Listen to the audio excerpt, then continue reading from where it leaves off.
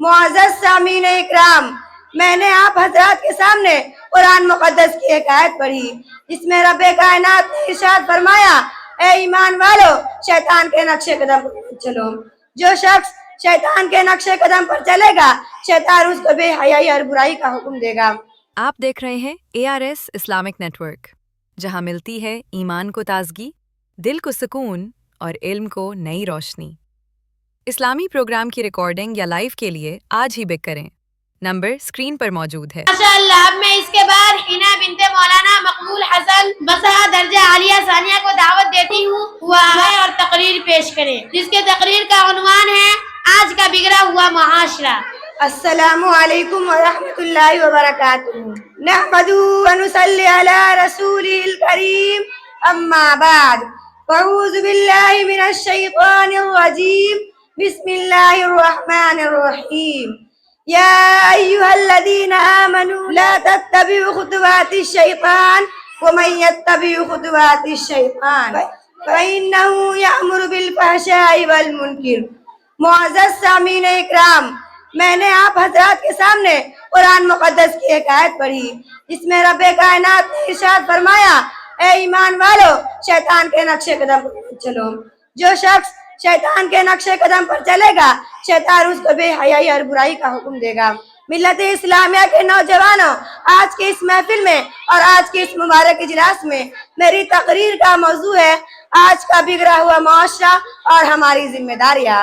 بارگاہ عزیز میں دعا کیجئے کہ خالق کائنات مجھے صحیح بات کہنے اور پوری امت مسلمہ کو اس پر عمل کرنے کی توفیق عطا فرمائے، آمین۔ میری پیاری بہنوں، آج کے اس نازک دور میں ہمارا معاشرہ کن کن خرابیوں سے دوچار ہے، اس کے اسباب و وجوہات کیا ہے، ان سے مقابلہ اور دفاع کی کیا تدابیر ہے، ان کو اس مختصر وقت میں بیان کرنا اور اس پر تفصیلی روشنی ڈالنا دشوار نہیں بلکہ ناممکن سا معلوم ہوتا ہے، لیکن سر دست دور حاضر کے بعد شدید فتنوں کا اجمالاً اور بعض کا تفصیلاً ذکر کر دینا مناسب سمجھتی ہوں۔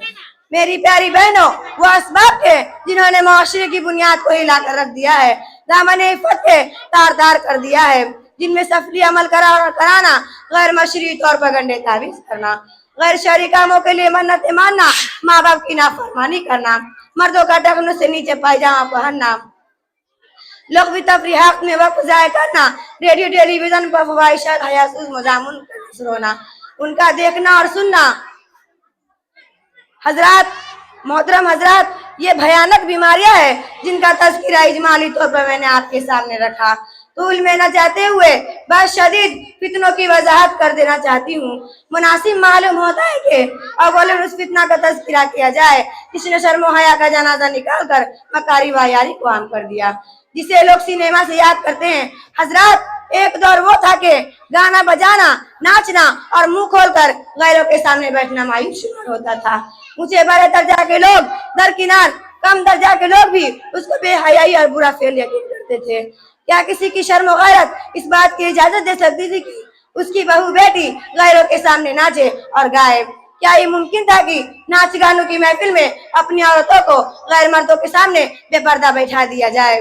ہرگز نہیں، لیکن افسوس صد افسوس، آج ہر شہر میں ایک نہیں کئی موبائل ہیں جہاں مردوں عورتوں کے گول نظر آتے ہیں۔